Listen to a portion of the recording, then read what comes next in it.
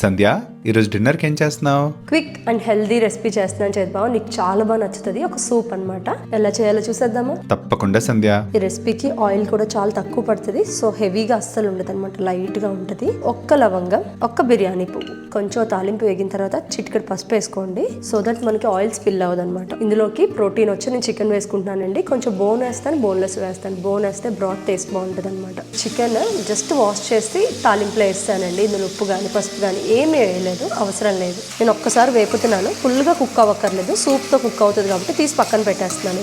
చికెన్లోంచి కూడా కొంచెం ఫ్యాట్ వచ్చిందండి, అదే ఆయిల్. మళ్ళీ ఎక్స్ట్రా ఆయిల్ కూడా అవసరం లేదు. అందులో గార్లిక్, జింజర్ సన్నగా తరుక్కోవాలి. సూప్లో అక్కడక్కడ తగిలితే చాలా రుచిగా ఉంటాయి. ఈ ఒక్క 2 నిమిషాలు వేగిన తర్వాత మిగిలిన వేద్దాం. వెజిటేరియన్స్ అయితే పన్నీర్ కానీ టోఫు కానీ ఏదైనా వేసుకోవచ్చు. ఇలాగే కొంచెం ఫ్రై చేసుకొని లాస్ట్లో సర్వ్ చేసుకున్నప్పుడు వేసుకోండి. Next onions.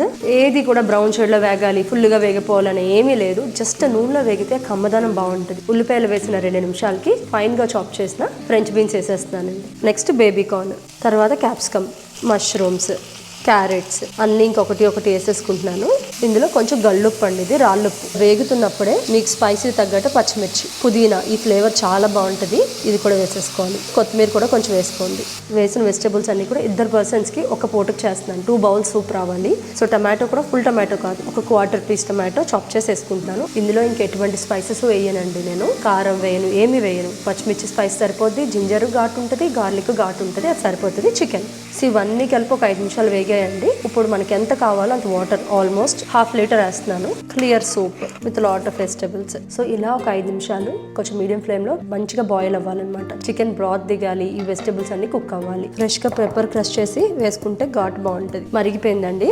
సూప్ కొంచెం తిగ్గా రావడానికి రాగి పిండి వేస్తానండి. ఈ రాగి పిండి కొలత ఏంటంటే, ఇప్పుడు మనం 2 కప్స్ కి చేస్తాం కదా, 2 స్పూన్స్, అంతకు మించి అవసరం లేదండి. బాగా తిక్కగా అయిపోద్ది. చన్నీళ్ళతో ఉండలు లేకుండా కలుపుకొని అప్పుడు వేయాలి.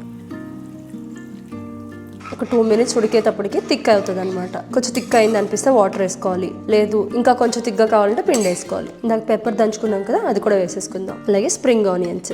అయిపోయింది సూప్. కట్టేసిన తర్వాత కొంచెం నిమ్మకాయ పిండుకొని పచ్చుల్లిపాయలు వేసుకు తింటే చాలా చాలా అద్భుతంగా ఉంటుంది. ఇదే అనమాట చికెన్ రాగి సూప్. ఎలా ఉందో చెప్పండి. టేస్ట్ అయితే చాలా బాగుంటుంది. మీకు ఎలా అనిపించిందో కూడా కమెంట్ చేయండి. చికెన్ బదులు మీరు ప్రాన్స్ వేసుకోవచ్చు, పన్నీర్ వేసుకోవచ్చు, రకరకాలుగా మీరు కస్టమైజ్ చేసుకోవచ్చు అనమాట. అస్సలు రిగ్రెట్ లేకుండా మీరు ఎంతైనా తినచ్చండి. ఈ బౌల్ నిండా తింటే చక్కగా ఫైబర్ ఉంది, ఇందులో కార్బ్స్ ఉన్నాయి, ఫ్యాట్ ఉంది, ప్రోటీన్ ఉంది, అన్నీ ఉన్నాయి.